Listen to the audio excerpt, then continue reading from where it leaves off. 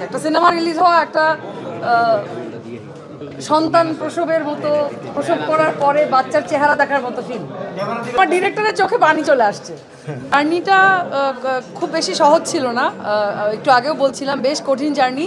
তবে এই পুরো জার্নিটাতে আমার মনে হয় সবাইকে মানে জার্নি আমরা করতে না চাইলেও তোমাকে জার্নি করতেই হবে, এটা হচ্ছে এই লোকটা।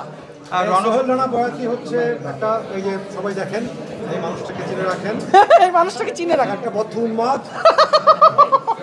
ও মানে আপনাকে নাচিয়েছে উন্মাদনার কারণে এই সিনেমাটা আজকে এই পর্যায়ে এসে দাঁড়িয়েছে। তাহলে এই সিনেমা কোনোভাবেই হতো না, কোনোভাবেই হতো না।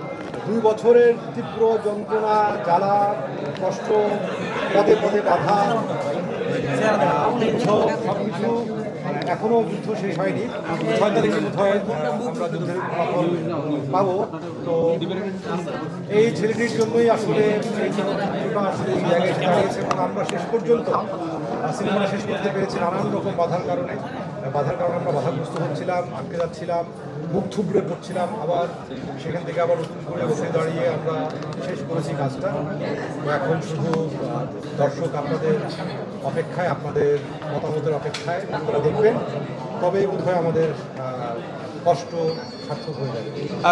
মানে প্রসব ব্যথা হয়তো 9 মাস, আমাদেরকে প্রায় 2 বছর ধরে ওই যন্ত্রণার মধ্যে রাখছে। 24 মাস আমাদের সবাইকে, প্রত্যেকটা আর্টিস্টকে, প্রত্যেকটা ক্রুকে। ওর নাম হচ্ছে বয়াতি, ওর আসলে গান গাওয়ার কথা।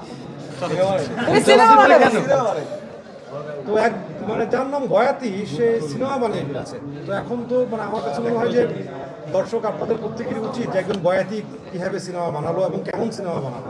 এবং বয়াতিটা শুধু টাইটেল না, ও আসলেই গানের মানুষ, ওর ফ্যামিলিও গানের মানুষ। বাবা একজন বয়াতি, ওর বাবা একজন বয়াতি, হ্যাঁ, গান গায়, গানের মানুষ। তো সবকিছু মিলিয়ে আসলে গানের মানুষ বয়াতি কেমন সিনেমা বানালো সেটিও দেখার জন্য বোধহয় প্রিয় দর্শক আপনাদের হলে আসা প্রয়োজন। আমি একটু মানে দুজন মানুষ যে পাশে আছে এদের সম্পর্কে বলতে চাই।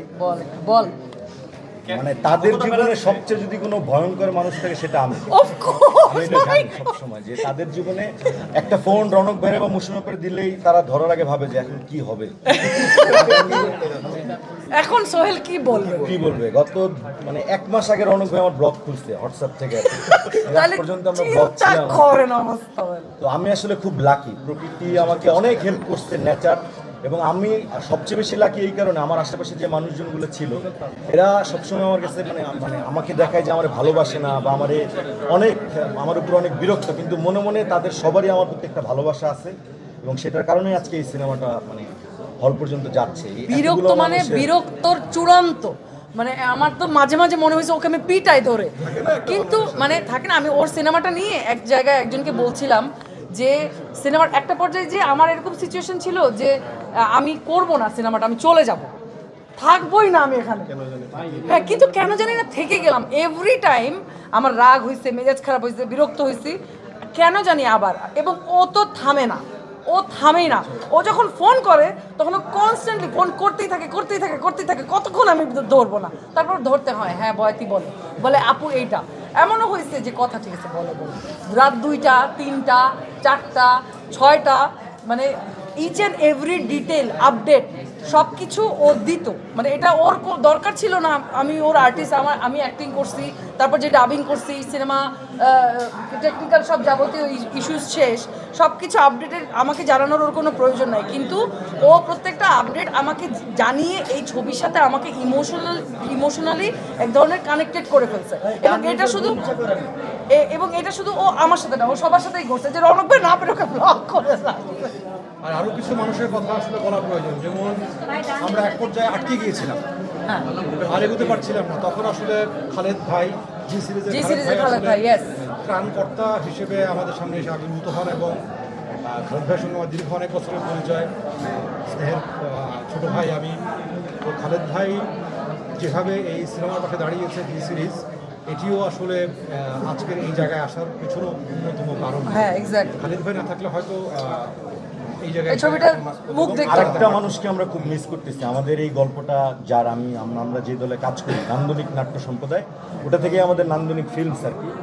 তো তো উনি আমাদের এই গল্পকার আমাম হাসানুজ্জামান, উনি আজকে দেশের বাইরে আসতেন, বাট উনি এই সিনেমাটা নিয়ে প্রথম স্বপ্ন দেখা আর কি। হ্যাঁ, হাসান ভাই আমাদের মানে এই সিনেমাটার জন্য খুব গুরুত্বপূর্ণ একজন মানুষ। হাসান ভাইয়ের উপন্যাস অবলম্বনেই আসলে এই চলচ্চিত্র নয়া এবং হাসান ভাই খুবই গুরুত্বপূর্ণ একটা চরিত্রে অভিনয় করেছেন। অভিনয় করেছেন এবং তার কন্ট্রিবিউশন, তার ইনভলভমেন্ট আসলে বলে বোঝানো সম্ভব। হাসান ভাই যদি নামটার বিষয়ে জানতে চাই, নয়া মানুষ, হাসান ভাই যে বইটা কোনো একটা নাম, সেখান থেকে একেবারে নতুন নাম নিয়ে আর কোনো বিশেষত্ব আছে কিনা? এই যে নয়া মানুষ, এখন আমি আজকে থেকে এখন থেকে নয়া মানুষ হইতে পারি, এখান থেকে বের হয়ে নয়া মানুষ হইতে পারি, এটা জাস্ট আমাদের মানসিকতার ব্যাপার।